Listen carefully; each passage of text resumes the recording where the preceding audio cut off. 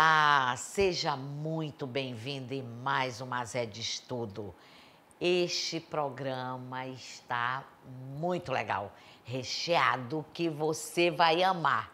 Olha só, eu vou conversar com a Marcela Vi, ela é coordenadora dos produtos Kerastase no Brasil inteiro. Ela vai de estado em estado e nas cidades que tem, claro que em todo o Brasil tem, mostrando o que tem de novidade da marca e também fazendo palestras, orientando os profissionais. E isso, para variar, claro, aqui no Angel Hair. Vai acontecer mesmo. E também tem o nosso querido quadro Alô, Doutora! Patrícia Chicre Bandeira de Melo falando sobre psoríase, que é uma coisa assim chata que tem incomodado muitas pessoas. E você vai saber como é que ela surge e no outro programa a gente fala como tratar. Tem isso e muito mais. Vem comigo, não sai daí.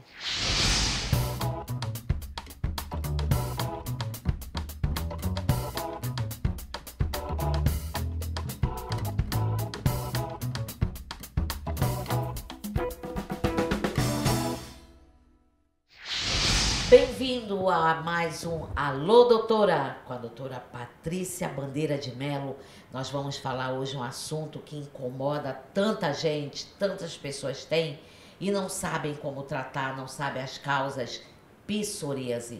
Tudo bem, doutora? Oi, Mazé, é um prazer poder estar aqui novamente. Eu acho que essa parceria tem sido bastante produtiva. Nossa, o nosso quadro tá bombando.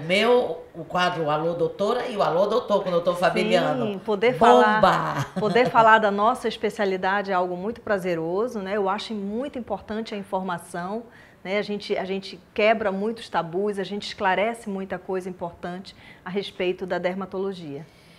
Então, psoríase. O que é de fato esta doença, doutora? É importante falar de psoríase. Psoríase é uma doença de ocorrência mundial.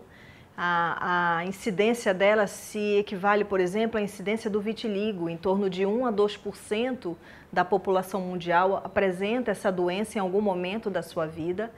É uma doença inflamatória da pele, de causa imunológica, com base genética, né? Ou seja, frequente em pessoas da mesma família e que é caracterizada basicamente pela presença de uma vermelhidão e uma descamação em várias partes do corpo.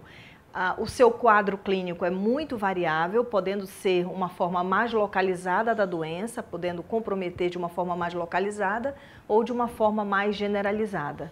Com quantos anos, assim, doutora, surge psoríase na criança ou adulto, como o caso do vitiligo?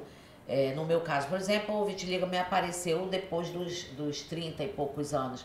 Isso pode ocorrer também, já que a senhora falou, que tem muita semelhança, né? A psoríase é uma doença inflamatória, como eu falei, que pode acometer tanto homens como mulheres, não há predileção por sexo. E, em geral, ela acontece um pouco antes, assim, inicia geralmente um pouco antes dos 40 anos de idade, mas isso não é regra, tá? Pode haver uma ocorrência um pouco mais tardia. Mas, em geral, a sua ocorrência, o início de aparecimento das manifestações dermatológicas é antes dos 40 anos. Não tem incidência em criança? Isso não... Pode acontecer crianças também. É uma patologia inflamatória, como eu falei, que não faz predileção nem por idade nem por sexo. Pode acometer crianças também. Eu sei que você já falou como ela se manifesta, mas eu queria que a gente detalhasse mais e como a doença se manifesta, para as pessoas ficarem mais atentas, não é? Uhum. E em que partes do corpo? Então, vamos lá. A psoríase, basicamente, ela forma placas, né? Em algumas partes do corpo. A forma mais clássica e mais típica dessa doença chama-se psoríase em placas. São áreas avermelhadas, recobertas por uma escama, às vezes aderente, uma escama meio prateada, esbranquiçada, e que pode acometer qualquer área do tegumento, inclusive couro cabeludo, unhas, regiões palmoplantares, cotovelo, né? Cotovelo, são áreas de extensão das articulações, são mais frequentemente acometidas.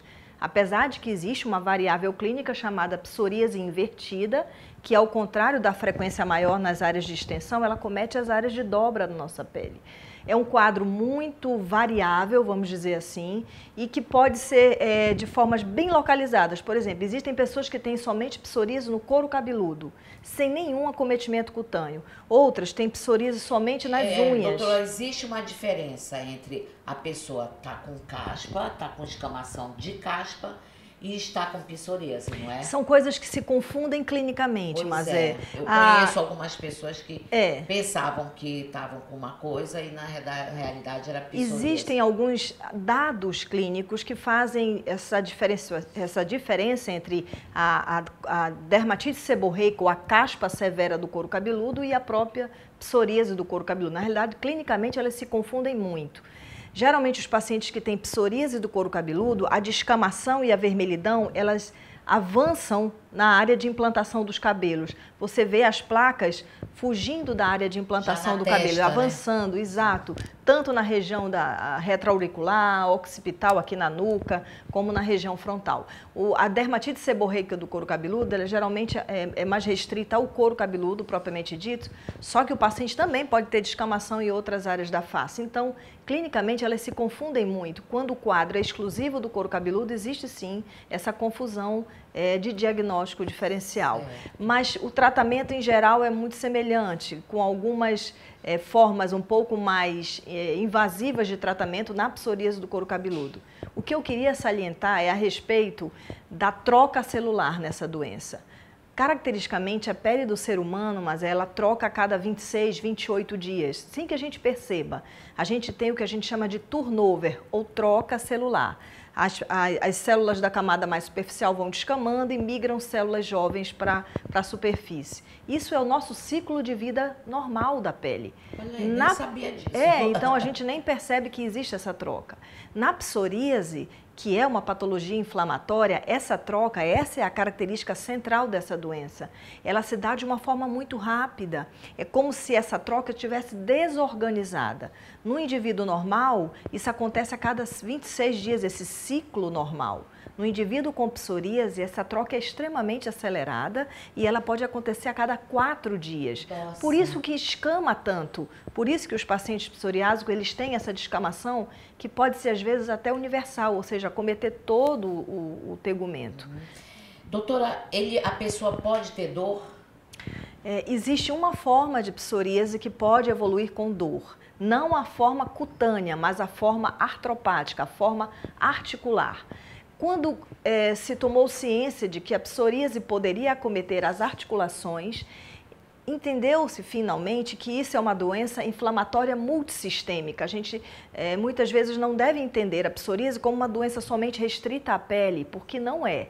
O fato dela gerar um comprometimento articular mostra que ela é uma doença multissistêmica. Vai além da pele. Além da pele. É. Então, é uma doença inflamatória multissistêmica e que precisa ser encarada dessa forma. Inclusive, dependendo do grau de acometimento de severidade, o tratamento é sistêmico, não se faz com medicamentos de uso local. É contagiosa? De forma alguma. Inclusive, existem campanhas de conscientização da Sociedade Brasileira de Dermatologia para massificar essa informação. O grande problema da psoríase é que ela é estigmatizante, ou seja, ela compromete a aparência do indivíduo porque muitas vezes, nas formas mais extensas, ela atrapalha o convívio social. Não porque é uma patologia contagiosa, não é, de forma alguma, mas porque ela é estigmatizante. Visualmente, né? Visualmente ela compromete muito a meio que autoestima. rejeitam, né? Verdade, É verdade. Mas nenhum potencial de contagiosidade. Contágio. Ela pode ser transmitida? Existe uma hereditariedade na doença?